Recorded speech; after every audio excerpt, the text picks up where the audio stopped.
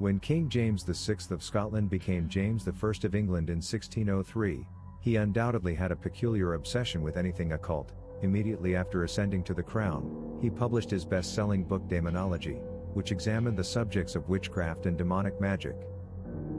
He was so preoccupied with the dark arts, that he even succeeded in persuading Parliament to enact the Witchcraft Statute of 1604, which declared witchcraft to be a criminal act punishable by death. Such circumstances gave rise to heightened popular apprehension about witches, that would progressively fill the air in the decades that followed, motivated in large part by similar worries in continental Europe. During the English Civil Wars, a previously unknown Matthew Hopkins arose among the political and religious instability that prevailed. He was the fourth son of 6 children and was born in Great Wenham, Suffolk. James Hopkins' father was the pastor of St. John's there. At one time, the family had legal ownership of lands and tenements in Framlingham Castle. One of his father's parishioners, who was much liked, left money in 1619 to buy Bibles for his then 3 children, James, John, and Thomas. Hopkins, an attorney with a strong puritanical upbringing, seems to have made it his goal to eradicate anything associated with the works of the devil. From March 1644 until his retirement in 1647, Hopkins worked as a witchfinder. He and his associates were completely to blame for the rise in witch trials that occurred during those years, which resulted in more individuals being hung for witchcraft than in the previous 100 years. Between 1644 and 1646, he is thought to have ordered the deaths of more than 300 accused witches. Some believe the number could be higher, with hundreds more perishing through torture or prison. More accused people were hanged by Hopkins and his associate John Stern than by all the other witch hunters in England over the preceding 160 years combined. Hopkins probably started his job as a witchfinder after he overheard numerous women describing their meetings with the devil in March 1644. Hopkins was certain that there were several witches constantly practicing their black arts close to his home. 4 of the 23 women who were accused of witchcraft allegedly died in prison, while the remaining 19 were later found guilty and hung. Hopkins took the title of Witchfinder in 1645, claiming that he had been appointed by Parliament to find and bring witches to justice. He traveled across the cities and villages of eastern England, testing and interrogating women for possible witchcraft.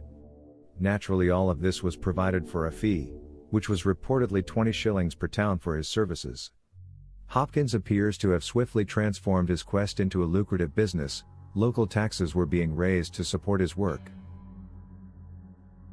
He picked Elizabeth Clark, an elderly woman with one leg whose mother had been burned at the stake for witchcraft, as his first victim. After several days of questioning, Clark not only admitted to working for the devil, but also named 31 other people who were witches.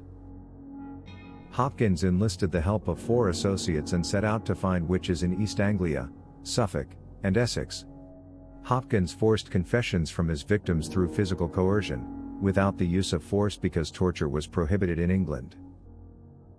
Many of the techniques Hopkins used to look into these witchcraft allegations were directly adapted from King James' best-selling book Daemonology.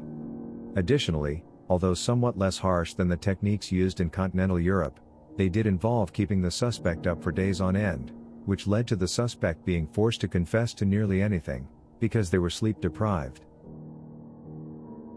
Those who insisted in their innocence had a swimming test that involved being bound with rope and dropped into a pond.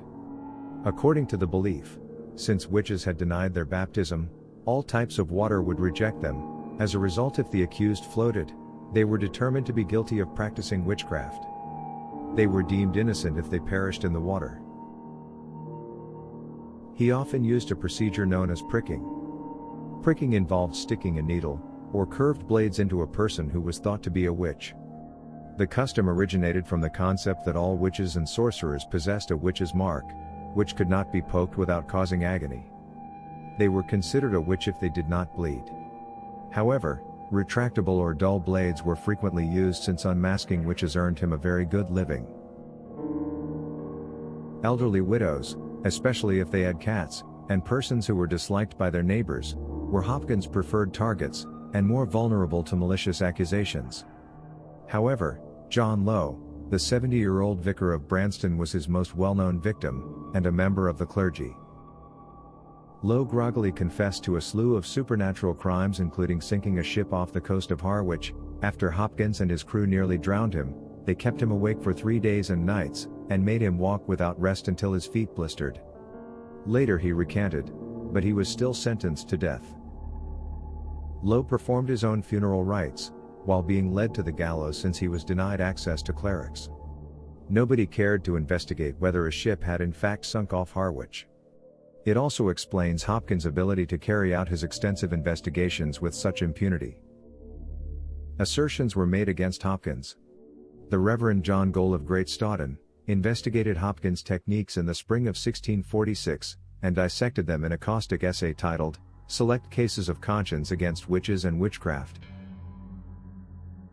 Additionally, Gole condemned him from the pulpit, giving the impression that the Witchfinder General was a witch himself. Faced with mounting public resentment, and already in poor health, Hopkins disbanded his team in May of 1646, and retired to the village of Mistley in Essex. Justices of the Assizes, that was the forerunner of the English Crown Court, began questioning Hopkins and Stern about their activities in 1647, but by the time the court convened, both men had stopped searching for witches. Hopkins wrote The Discovery of Witches in the same year, and it was used as a guide for Margaret Jones's trial, and her conviction in the Massachusetts Bay Colony on the east coast of America. Hopkins' tactics were also used at the Salem witch trials, which took place in Salem, Massachusetts, in 1692 and 1693, that led to the accusation and execution of 19 people. On August 12, 1647, Matthew Hopkins passed away from pleural tuberculosis at his Manningtree mansion. He was buried in the churchyard of St. Mary's at Mistley Heath, which was later destroyed, and only the 2 towers exist there today. Stern retreated to his farm within a year of Hopkins' passing, where he wrote his own book, A Confirmation and Discovery of Witchcraft, in an effort to capitalize on the dubious career paths both men had chosen, which had resulted in the deaths of hundreds of innocent people. According to legend, Hopkins' ghost prowls between Manningtree and Mistley, while accusingly gesturing a pointing finger at people who pass by. A movie based on Hopkins was made called The Witchfinder General. Starring Vincent Price, it was released in 1968. Despite the fact the movie was fictionalized in parts, it was very successful at the box office.